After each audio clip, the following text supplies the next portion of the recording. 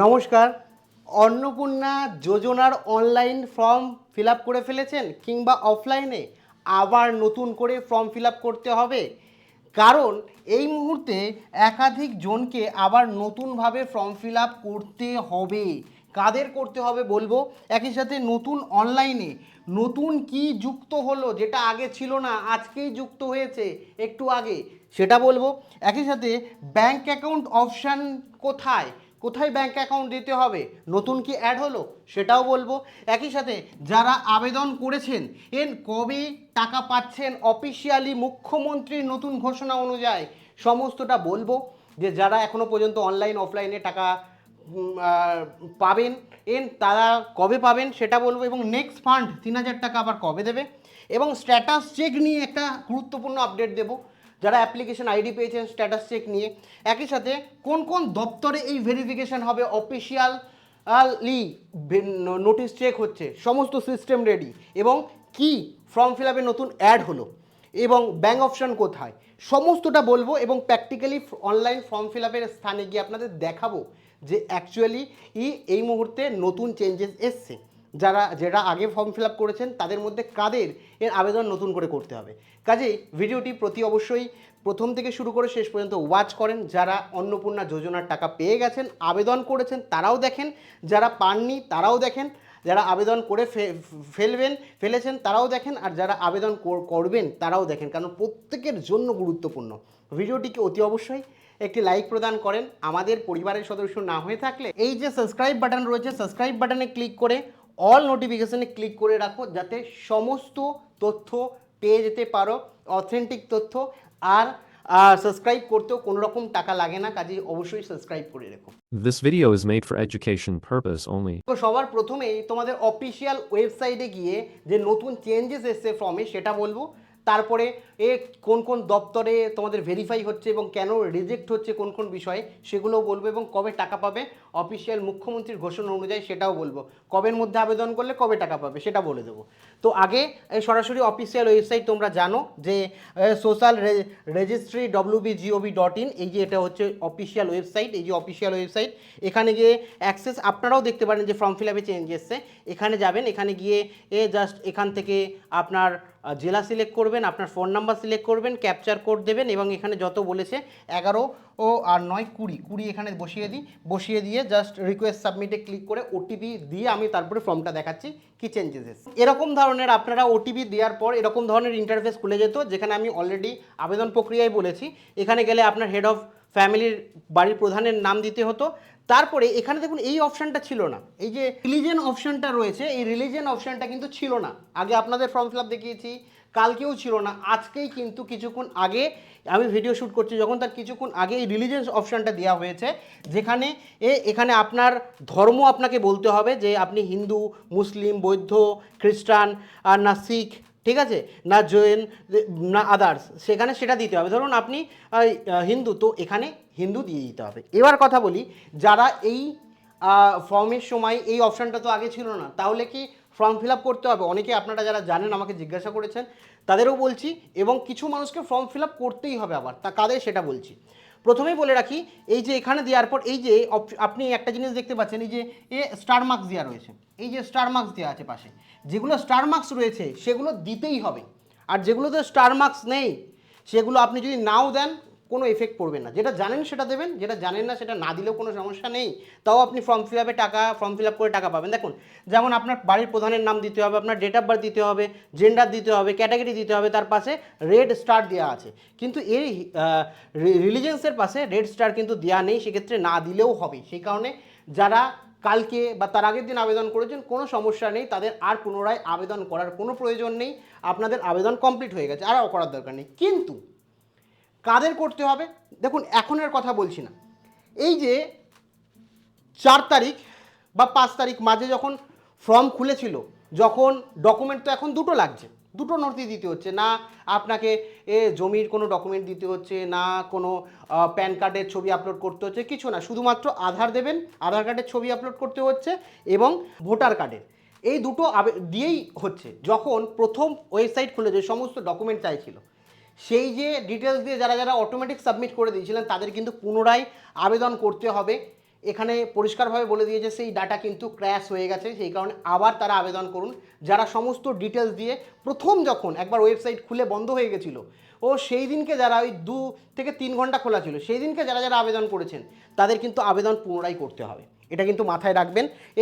অধিকাংশ জায়গা থেকেই বলা হচ্ছে সেই ডিটেলস ক্র্যাশ হয়ে গেছে, এবং যারা আবেদন করেছেন তারা মোটামুটি আবার পুনরায় আবেদন একবার করে ফেলুন। ওই যে প্রথম দিন 2-3 ঘন্টার জন্য ওই ওয়েবসাইট খোলা ছিল, তারপরে বন্ধ করে দেওয়া হয়েছিল ওয়েবসাইট, ওই 2-3 ঘন্টায় অনেকে ঠিকঠাক করে আবেদন করতে পারেননি, সাবমিট হয়ে গেছে, সমস্ত ডকুমেন্টেশন দিতে পারেননি, সাবমিট হয়ে গেছে, তাদের কিন্তু অটোমেটিক রিজেক্ট হয়ে গেছে।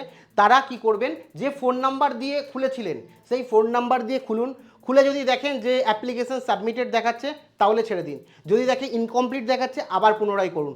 অনেকের হয়তো সাবমিট হয়ে গেছে, সমস্ত ডকুমেন্ট না দিয়েই সাবমিট হয়ে গেছে, সেই দিনকে ওয়েবসাইটে ক্র্যাশ করেছিল, সমস্যা ছিল, সেই কারণে বন্ধ করে দেওয়া হয়েছিল, এবং কিছু অ্যাপ্লিকেশন অটোমেটিক সাবমিট হয়ে গেছে ডকুমেন্টেশন আপলোড না করার সত্ত্বেও ঠিকভাবে। সেই কারণে তারা যে ফোন নাম্বার দিয়ে যেরকমভাবে লগ ইন করেছিলেন সেরকমভাবে লগ ইন করুন, রেজিস্ট্রেশন করতে যান, করার পরেই দেখবেন অটোমেটিক যদি সাবমিটেড অবস্থায় থাকে তাহলে ঠিকঠাক হয়ে গেছে, আর যদি না থাকে তাহলে আরেকবার যদি বলে যে ডকুমেন্ট দিতে, সেই ডকুমেন্ট দিয়ে পূরণ করে দিন। এবার চলে আসি মেন টপিকে। আমাদের যেটা বললাম এখানে যে আপনাদের মধ্যে যাদের ক্যাটাগরি রিলিজিয়ান্সটা এই মুহূর্তে ছিল না, এখন এসছে, এই ক্যাটাগরিতে আপনার রিলিজিয়ান্স বা আপনার ধর্ম অপশানটি যুক্ত হয়েছে। যারা আগে ফর্ম ফিল আপ করেছেন তাদের কি করতে হবে, চিন্তার কোনো কারণ নেই, আবেদন বাতিল হবে না, অপশানটি যুক্ত হয়েছে, আপনার ক্ষেত্রে কোনো সমস্যা নেই, আপনি এই অপশানে টিক না করলেও এখনও কোনো সমস্যা নেই, যেহেতু স্টার মার্কস দেওয়া নেই। যেমনটি বললাম যে স্টার মার্কস যেগুলো দেওয়া আছে, যেখানে দেখছেন স্টার মার্কস দেওয়া আছে, যেমন ফোন নাম্বার, আর এখানে রিলিজিয়ান্সে কিন্তু স্টার মার্কস দেওয়া নেই, সেক্ষেত্রে আপনি না দিলেও কোনো অসুবিধা নেই, পূরণ না করলেও ফর্ম আপনার সাবমিট হবে। কেমন? এরপরে বলে রাখি যে এখানে আগে কি ছিল, 4 থেকে 5 জন আপনি আবেদন করতে পারবেন অনলাইনে বা অফলাইনে। এখন কি একটা পরিবারের হেড ফ্যামিলি দিয়ে 9 জন সদস্য, মোট 10 জন একই আবেদন করতে পারেন। 10 জন পরিবারে মহিলা রয়েছে, সবাই আবেদন করতে চান, বাড়ির প্রধানের নাম দেবেন এবং 10 জনেরই নাম ডিটেলস দেবেন, দিয়ে কি হচ্ছে ফর্ম ফিল আপ করতে পারবেন, যেটা এই মুহূর্তে বড় সুবিধা, বারবার ফর্ম ফিল আপ করার দরকার নেই। একই সাথে সবথেকে বড় প্রশ্ন, ব্যাঙ্ক ডিটেলস কেন নেই? দেখুন, ব্যাঙ্ক ডিটেলসের প্রয়োজন নেই, অনেকের জিজ্ঞাসা আছে, ব্যাঙ্ক ডিটেলসের প্রয়োজন নেই, অ্যাকাউন্ট নাম্বার দেওয়ার দরকার নেই, ব্যাংকের ডিটেলস অনলাইনে নম্বর বা ব্যাংক দেওয়ার কোনো জায়গা নেই এবং কোনো রকম প্রয়োজন নেই। যখন প্রথম দিন খুলেছিল তখন ব্যাঙ্ক অ্যাকাউন্ট দেওয়ার জায়গা ছিল, এখন ব্যাঙ্ক অ্যাকাউন্টের অপশান নেই। এখন দুটো নথি, একটা যেটা বললাম আধার কার্ড, আর একটা হচ্ছে ভোটার। তো এই ভোটার আর আধার দিতে হবে, এবং এক্ষেত্রে আধার কার্ডের সাথে আপনার যে লিঙ্ক ব্যাঙ্ক অ্যাকাউন্ট রয়েছে, আধার কার্ডের সঙ্গে যে লিঙ্ক NPCI এর অফিসিয়াল ওয়েবসাইটে ডিভিডি লিঙ্ক আপনি করিয়েছেন, সেই ডিভিডি লিঙ্কে আধার কার্ডের সাথে যে ব্যাঙ্ক অ্যাকাউন্ট যুক্ত করেছেন সেই ব্যাঙ্ক অ্যাকাউন্টে কিন্তু ডাইরেক্ট বেনিফিট ট্রান্সফারের মাধ্যমে আপনার টাকা ঢুকে যাবে, কাজে চিন্তা করার কোনো বিষয় নেই। এবার আরেকটা বিষয় বলে রাখি যে অ্যাপ্লিকেশন সাবমিট করার পর অ্যাপ্লিকেশন আইডি শো করবে, এবং এখানে দেখবেন একটা আইকন শো করছে, সেটাই ক্লিক করবেন, একটা PDF ডাউনলোড হয়ে যাবে, বা এটা স্ক্রিনশট দিয়ে রাখুন।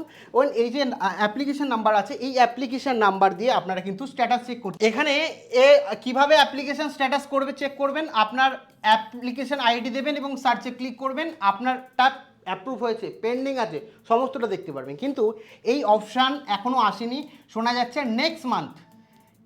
নেক্সট মান্থে কিন্তু এই অপশান চলে আসবে, এবং নেক্সট মান্থ থেকে ওই অ্যাপ্লিকেশন আইডি দিয়ে আপনি কিন্তু আপনার অ্যাপ্লিকেশনটা স্ট্যাটাস চেক করতে পারবেন, অ্যাপ্রুভ হয়েছে না পেন্ডিং আছে না রিজেক্ট হয়ে গেছে। যদি রিজেক্ট হয়ে যায় তাহলে সরাসরি BDO বা SDO অফিসে গিয়ে আপনি আপনার সমস্যা কিংবা পঞ্চায়েতে গিয়ে আপনার সমস্যা কি হয়েছে সেটা দেখে নিতে পারেন। তো এক্ষেত্রে এই যে অপশানটা রয়েছে স্ট্যাটাস চেকের, এটা এখনও আসেনি, তো আপনি একটু ওয়েট করে যান, মোটামুটি নেক্সট মান্থে এই অপশান চলে আসবে, এমনটি বিভিন্ন নিউজ পোর্টাল থেকে জানা গেছে। ঠিক আছে, এবার চলে আসি আপনারা কবে টাকা পাবেন। মুখ্যমন্ত্রীর ঘোষণা অনুযায়ী বর্তমান পরিসংখ্যা বলি, 3 তারিখে মুখ্যমন্ত্রী যখন প্রথম ব্যাঙ্ক অ্যাকাউন্টের প্রত্যেকের দেয় তখন 24 লক্ষ প্লাস 3 তারিখে 3,000 টাকা করে 24 লক্ষ পরিবারের মানে 24 লক্ষ মহিলার অ্যাকাউন্টে কিন্তু ডাইরেক্ট বেনিফিট ট্রান্সফারের মাধ্যমে সরকারি তহবিল থেকে 3,000 টাকা দেওয়া হয়েছে, ঠিক আছে। এবং 7ই জুন মাসের 7 তারিখে আবার টাকা ঢুকেছে, 3 তারিখ ঢুকেছে, তারপরে 7 তারিখ, মানে মোটামুটি 4 দিন পর আবার বাদবাকি আরও প্রায় 25-26 লক্ষ মানুষের অ্যাকাউন্টে টাকা ঢুকেছে এবং মোট 7 তারিখ পর্যন্ত ডেটা অনুযায়ী 25 লক্ষ মানুষকে মাসিক ভাতা হিসাবে সরকারি প্রকল্পের 3,000 টাকা করে দেওয়া কমপ্লিট হয়ে গেছে। এবার বাদবাকি পড়ে থাকলো ও হচ্ছে আপনাদের কবে ঢুকবে সেটা বলছি, কিন্তু প্রসিডিওরটা কি, যারা পাননি তারা কবে পাবেন সেটা বলছি। দেখুন, প্রসিডিওর হচ্ছে অনলাইনে আপনার আবেদনটিকে যাচাইকরণ প্রক্রিয়া কী হবে, অনলাইনে যখন আপনি দেবেন, অফলাইনে যখন আপনি দেবেন ডকুমেন্ট ফিল আপ করে পঞ্চায়েত, মিউনিসিপ্যালিটি, বিডিও, এসডিও কিংবা বিএলআরওর কাছে সেটা কিন্তু অনলাইনে তারা এন্ট্রি করবে, সেই আপনার সমস্ত তথ্য অনলাইনে আগে তুলবে, তোলার পর বিডিও, এসডিও ভালো করে চেক করবে, চেক করে ভ্যালিডেশন করে ভেরিফিকেশন করে পাঠিয়ে দেবে ডিএম কাছে। আপনার যেমন এখানে আমার জেলা হচ্ছে দক্ষিণ 24 পরগনা, আপনার জেলা হয়তো অন্য হতে পারে, আপনার জেলার যে ডিস্ট্রিক্ট ম্যাজিস্ট্রেট অফিস আছে সেই ডিস্ট্রিক্ট ম্যাজিস্ট্রেট অফিস ভেরিফিকেশন আরেকবার কমপ্লিটলি দেখবে, দেখে কি হচ্ছে অ্যাপ্রুভ করবে, অ্যাপ্রুভ করার পর রেভিনিউ ডিপার্টমেন্ট, সরকারের যে রেভিনিউ ডিপার্টমেন্ট আছে তারা স্যাংশন করবে এবং আপনার অ্যাকাউন্টে 3,000 টাকা ডিবিডির মাধ্যমে ডাইরেক্ট বেনিফিট ট্রান্সফারের মাধ্যমে ঢুকে যাবে। এই হচ্ছে অফলাইন প্রসিডিওর। আর অনলাইনে প্রসিডিওর কোন, কারণ আপনাকে ডেটা এন্ট্রি করতে হচ্ছে না আর দপ্তরে, আপনি নিজেই অনলাইনে সমস্ত ডেটা দিয়ে দিচ্ছেন, সেটা সরাসরি চেক হচ্ছে বিডিও, এসডিও অফিসের থেকে ডিএম বা আপনার হচ্ছে ডিস্ট্রিক্ট ম্যাজিস্ট্রেট সেটা ভেরিফিকেশন করে অ্যাপ্লাই করে দিচ্ছে এবং রেভিনিউ ডিপার্টমেন্ট স্যাংশন করে ঢুকে যাচ্ছে। তার মানে বুঝতেই পারছেন অফলাইনে কিন্তু একটু দেরি হচ্ছে, অনলাইনের ক্ষেত্রে কিন্তু একটু তাড়াতাড়ি হচ্ছে। অফলাইনে কেন দেরি হচ্ছে, আপনি তো ফর্ম জমা দিয়েছেন, আপনি ফর্ম জমা দিয়ে দিয়েছেন ধরুন 5 তারিখ, আর আজকে কেউ আবেদন করছে তারটা ডাইরেক্ট অনলাইনে উঠে গেল, কিন্তু আপনি 5 তারিখ জমা দিয়েছেন, আপনার এইটা এন্ট্রি হতে হতে দেখা গেল 10 তারিখও হতে পারে, তো অনলাইনে জমা হচ্ছে আপনার হয়তো 10 তারিখ। তো সেক্ষেত্রে কারণ প্রচুর পরিমাণ ফর্ম জমা হচ্ছে, সবাই সরকারি এমপ্লয়িরা যারা নিযুক্ত রয়েছে তারা কত আর ফর্ম ফিল আপ করবে, মানে ঘর ভর্তি ভর্তি ফর্ম কিন্তু অফলাইনে রয়েছে। তো সেই কারণে যারা অফলাইনে ফিল আপ করেছেন, যেদিনকে ফিল আপ করেছেন সেই দিন থেকে 8 থেকে 10 দিন অপেক্ষা আপনাকে করতে হবে। আর যারা অফলাইন ফিল আপ করেছেন তারা 15 থেকে 16 দিন, মানে প্রায় 2 সপ্তাহ বা তার বেশি অ্যাপ্লাই করুন, অফলাইনে হলে টাকা ঢুকতে একটু দেরি হবে, 15 থেকে 16 দিন আপনাকে ওয়েট করতে হবে। আর যদি অনলাইন করেন তাহলে কিন্তু 7 থেকে 8 দিনের মধ্যে আপনার টাকা ঢুকে যাবে। আনুমানিক বললাম এটা, আর সময়সীমা আরও কি হচ্ছে বাড়তেও পারে, কিছু ক্ষেত্রে কমতেও পারে। মানে ধরুন আপনি আজকে আবেদন করেছেন, আজকে থেকে আপনি অনলাইনে আবেদন করেছেন, তাহলে 7 থেকে 8 দিন এক্সট্রা জুড়ে দিন। আজকে কত তারিখ, আজকে 8 তারিখ, আরও ধরুন আপনি 8 দিনই ধরুন, তাহলে 16 তারিখের মধ্যে আপনার অনলাইনে আবেদন করলে টাকা ঢোকা সম্ভব। একই রকমভাবে যারা অফলাইনে আবেদন করেছেন, আজকে আবেদন করেছেন, ধরে রাখুন আরও 15 দিন, তাহলে 8 তারিখ থেকে 15 তারিখ যদি ধরেন, 23 তারিখ 24 তারিখ নাগাদ বা 25 তারিখ নাগাদ আনুমানিক আপনার টাকা ঢোকার কথা। এবার কিছু ক্ষেত্রে সরকারি জায়গায় সরকারি অফিসগুলো ভেরিফিকেশন হবে, এতগুলো দপ্তর বললাম, দেরি কম হতে পারে, আনুমানিক একটা ডেট আপনি ধরে নিতে পারেন। কারণ রাজ্যের মুখ্যমন্ত্রী জানিয়েছেন যে 7-8 দিন, এবং তিনি বলেছেন যে আগে ফর্ম জমা দেবে তার আগে ঢুকবে, এই বিষয়টাই বলেছেন। এবং বাদবাকি মাঝে এতগুলো ডিপার্টমেন্ট আছে, চেক আছে, ভ্যালিডেশন আছে, রেভিনিউ ডিপার্টমেন্টের কাজ রয়েছে, যারা অফলাইনে করছেন তাদের ফর্ম ফিল আপের বিষয় রয়েছে, যেটা সবথেকে বেশি টাইম কনজিউমিং ব্যাপার যারা অফলাইনে ফিল আপ করছেন এবং টাইপ করতে হচ্ছে। এই হচ্ছে ব্যাপার, পুরোটা বললাম। আর যারা ফর্ম ফিল আপ করেননি এখনই ফর্ম ফিল আপ করে নিতে পারেন। ফর্ম ফিল আপ করার সম্পূর্ণ পদ্ধতি আমি আলোচনা করেছি, লিঙ্ক প্রথম কমেন্টে দিয়ে রাখবো, ওখান থেকে দেখে ফর্ম ফিল আপ করে নিতে পারেন। কোনো জিজ্ঞাসাবাদ থাকলে অবশ্যই কমেন্ট সেকশানে জানাতে ভুলেন না। Thank you.